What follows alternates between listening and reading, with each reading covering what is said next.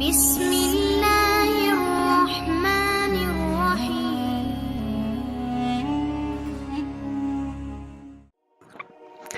حضرت امیر معاویہ رضی اللہ تعالیٰ عنہ کے وصال کے بعد آپ کے بیٹے یزید کو خلافت مل جاتی ہے۔ یزید ایک بدترین اور بدبخت شیطان تھا، شراب پیا کرتا تھا، زنا کیا کرتا تھا۔ یزید کو جب خلافت ملی تو یزید سمجھ گیا کہ میری اس خلافت کو حضرت امام حسین رضی اللہ تعالیٰ عنہ کبھی قبول نہیں کریں گے۔ اس لیے یزید نے مدینہ منورہ کے گورنر والد بن عتبہ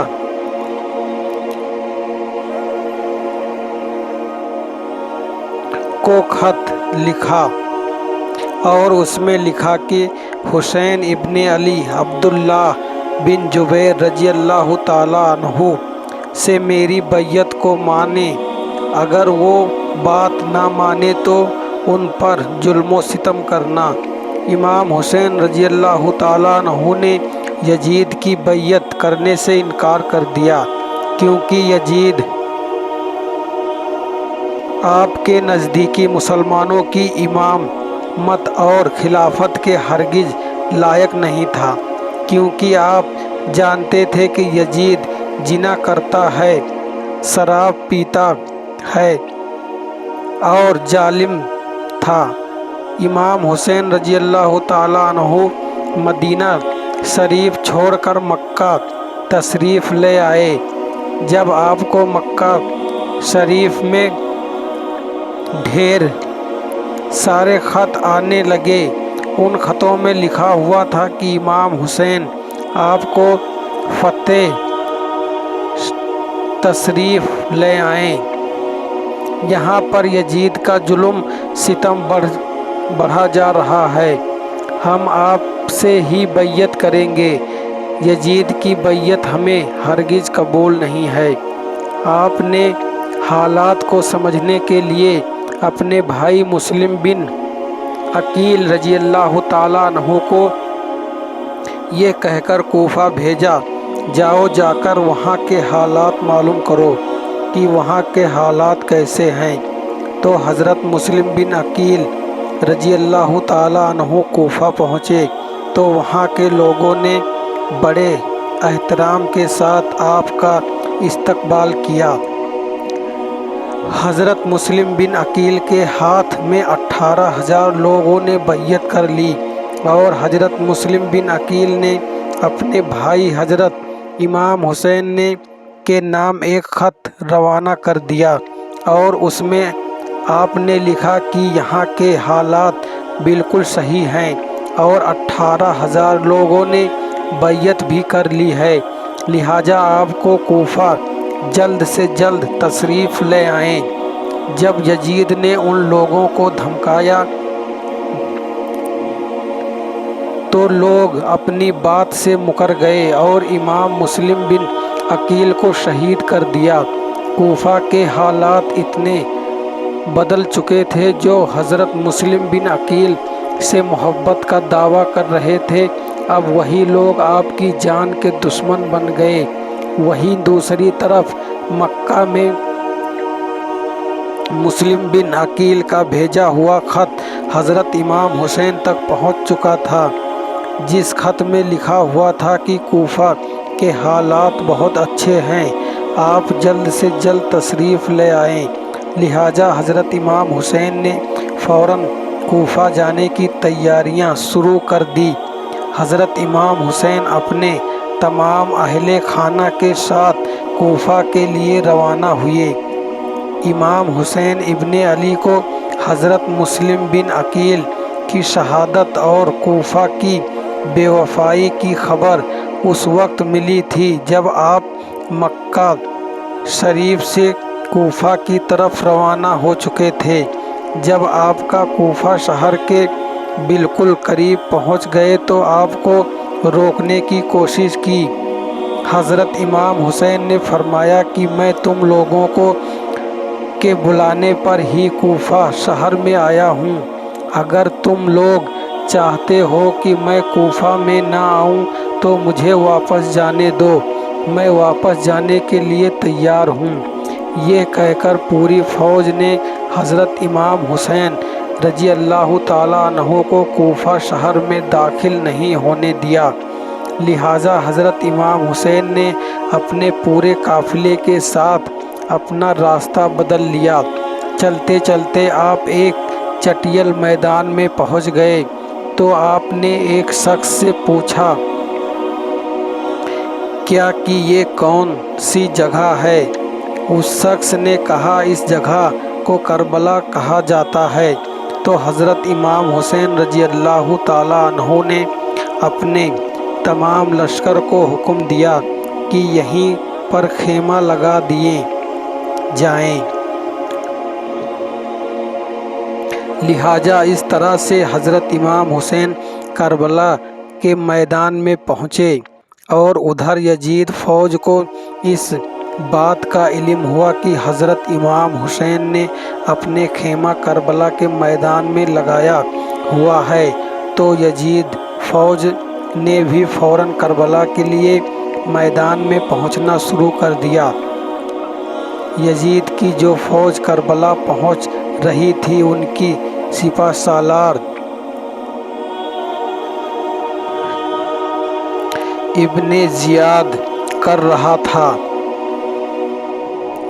हज़रत इमाम हुसैन ने अपने शोध से कहा कि ये तो तुम मुझे याद के पास ले चलो या फिर मुझे अपने शहर मक्का वापस जाने दो, लेकिन इन दोनों बातों में से कोई भी बात कबूल नहीं की और वो हज़रत इमाम हुसैन को यजीद की बैयत करने पर मजबूर करता रहा। लेकिन आपने उनकी एक ही बात नहीं मानी। ऐसा ही करते हुए दिन गुजर गए और 3 मुहर्रम की दिन आ गए जब जालिम यजीद ने इमाम हुसैन के सामने 22,000 सिपाहियों का लश्कर भेज दिया। दूसरी तरफ हज़रत इमाम हुसैन के साथ 82 लोग थे जिसमें बूढ़े और बच्चे भी शामिल थे।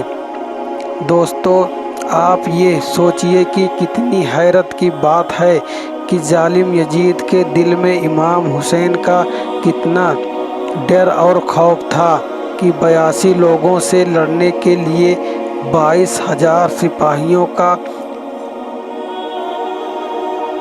इजाज़ा भेजा दिया। तो हज़रत इमाम हुसैन के सामने 100 गुना से भी ज़्यादा बड़ा यजीद का लश्कर था। इमाम हुसैन के सामने यजीदी फ़ौज को हौसले पस्त हो गए। आखिरकार उन्होंने ये फ़ैसला किया कि इमाम हुसैन को हराना है तो उनका पानी बंद करना पड़ेगा और तभी इनका मुकाबला किया जा सकता है। पर दोस्तों, ऐसे ही करते हुए दिन गुजरते गए और 7 मुहर्रम का दिन आ गया और 7 मुहर्रम को ही यजीद फ़ौज ने इमाम हुसैन के काफ़िले वालों पर पानी बंद कर दिया। मेरे प्यारे मुसलमान भाइयों, हम आपको ये बताते चलें कि करबला के मैदान में पानी का कोई भी इंतज़ाम क्यों नहीं था सिवाय नहर फुरात के। लेकिन 7 मुहर्रम के दिन नहर फुरात पानी भी हज़रत इमाम हुसैन के काफ़िले वालों पर बंद कर दिया गया। हज़रत इमाम हुसैन और उनके साथ मौजूद तमाम जवान लोग तो इस प्यास को बर्दाश्त कर रहे थे, लेकिन छोटे छोटे बच्चे और औरतों का प्यास की वजह से बुरा हाल हो चुका था। जालिम यजीद इमाम हुसैन के घर वाले और तमाम साथियों को घेरे हुए थे। उन्होंने ये तय किया था कि अब 9 मुहर्रम के दिन इमाम हुसैन को कत्ल कर दिया जाए। हज़रत इमाम हुसैन ने हज़रत अब्बास से कहा कि अब्बास जाओ यजीद की फ़ौज के पास और ان سے کہو ہمیں ایک رات اللہ کی عبادت کرنے کے لیے دی جائے۔ جب حضرت عباس نے ایک رات کی مہلت کے لیے کہا تو انہوں نے آپ کی بات مان لی۔ جب تک 9 محرم کی تاریخ آ گئی تب تک ہم حسین کو یہ یقین ہو چکا تھا کہ یزید کی فوج کا مقصد صرف اور صرف مجھے شہید کرنا ہے۔ اس کے علاوہ یزید کچھ بھی کرنے کے لیے تیار نہیں ہے۔ اس لیے حضرت امام حسین نے 9 محرم کی رات میں اپنے تمام خیمے والوں کو ایک جگہ پر اکٹھا کیا اور آپ نے کہا کہ یہ بات تو طے ہو چکی ہے کہ یہاں پر موجود سبھی لوگ 2 دنوں کے اندر شہید کر دیے جائیں گے، اس لیے یہ موجودہ آپ میں سے جو بھی واپس لوٹنا چاہتا ہے وہ لوٹ سکتا ہے۔ حضرت امام حسین نے فوراً خیمے میں جل رہے تمام دیوں کو بجھوا دیا اور اندھیرا کروا دیا تاکہ جو بھی جانے چاہے وہ بے جھجک چلا جائے۔ تھوڑی ہی دیر کے بعد جب دیا کو دوبارہ جلایا گیا تو سارے کے سارے لوگ بیٹھے آنسو بہا رہے تھے، یعنی کوئی بھی حضرت حسین کو اکیلا چھوڑ کر جانے کے لیے تیار نہ تھا۔ دوستو، آخرکار 10 محرم کا دن ہے اور حضرت امام حسین رضی اللہ تعالیٰ عنہ کے بیچ جنگ ہونا شروع ہو گئی۔ جہاں ایک طرف یزید کی ایک بڑی فوج تھی تو دوسری طرف حسین کے ساتھ صرف 72 لوگ تھے۔ اتنے میں فوج یزید کا حملہ شروع ہو جاتا ہے اور ہر شہید شہادت کا جام خوشی سے پی لیا کرتا ہے۔ حور شہید ہوتے ہی کبھی قاسم شہید ہوتے ہیں تو کبھی علی اکبر شہید ہوتے ہیں تو کبھی اون محمد شہید ہوتے ہیں۔ 3 دن کے پیاسے امام حسین کے گھر والوں اور تمام لوگوں یزیدی فوج سے جنگ کرتے رہے اور ایک ایک کر کے شہید ہوتے گئے۔ حضرت عباس علمدار سے حضرت امام حسین کے 6 مہینے کے بیٹے علی اصغر کی پیاس نہیں دیکھی گئی۔ آپ کو ایک مشکیزہ لیا اور گھوڑے پر سوار ہو کر نہر فرات کے کنارے پہنچ گئے اور آپ نے ایک مشکیزہ بھر لیا، لیکن جب آپ نے پانی لے کر واپس لوٹنے لگے تو یہی فوج نے آپ کے اوپر لگاتار تیر برسانا شروع کر دیا تھا۔ حضرت عباس جب تک حضرت امام حسین کے پاس تک پہنچتے پاتے تب تک یزیدی فوج نے لگاتار تیر چلا کر حضرت عباس علمدار کو شہید کر دیا تھا۔ اس راہ حضرت عباس علمدار شہید ہو گئے۔ اس طرح ایک ایک کر کے تمام اہل بیت کے نوجوان شہید ہو گئے اور ہاشمی شیر شہادت کا جام پی لیتے ہیں۔ دھیرے دھیرے کر کے جب حضرت امام حسین کے سبھی لوگ شہید ہو گئے تو اس کے بعد حضرت امام حسین نے خود میدان میں تلوار لے کر نکلنے کا فیصلہ کیا۔ امام حسین اپنی تلوار سے کافی لمبے وقت تک یزیدی فوج کا اکیلا مقابلہ کرتے رہے۔ حضرت امام حسین کے تنہا ہونے کے باوجود بھی آپ کے مقابلے میں کوئی بھی رہنا نہیں چاہتا تھا۔ اس کی صرف ایک ہی وجہ تھی کہ آپ حضرت علی حیدر کرار کے بیٹے تھے۔ یزیدی فوج کو یہ یقین ہو گیا تھا کہ ہم کسی بھی طرح سے حضرت علی کے بیٹے کا مقابلہ نہیں کر سکتے۔ اس لیے یزیدی فوج کے کمانڈر نے اپنے تمام فوجیوں کو امام حسین کے اوپر ایک ساتھ حملہ کرنے کا حکم دیا۔ پھر تمام یزیدی فوج کے سپاہی حضرت امام حسین پر ایک ساتھ مل کر حملہ کر رہے تھے، لیکن اس کے باوجود بھی امام حسین لگاتار یہ ثابت کر رہے تھے کہ باطل چاہے تعداد میں کتنا بھی ہو لیکن وہ ایک اور سچ کے مقابلے میں بالکل بھی نہیں ٹک پاتا۔ جب حسینیت اور یزید کے بیچ سب سے خطرناک جنگ چل رہی تھی کہ اسی بیچ میں اچانک سے نماز عصر کا وقت ہو گیا۔ حضرت امام حسین نے ایسے مشکل وقت میں کی ایسی زخم حالت میں بھی عصر کی نماز پڑھنے کا ارادہ کیا، جبکہ چاروں طرف سے حملہ لگاتار ہو رہا تھا۔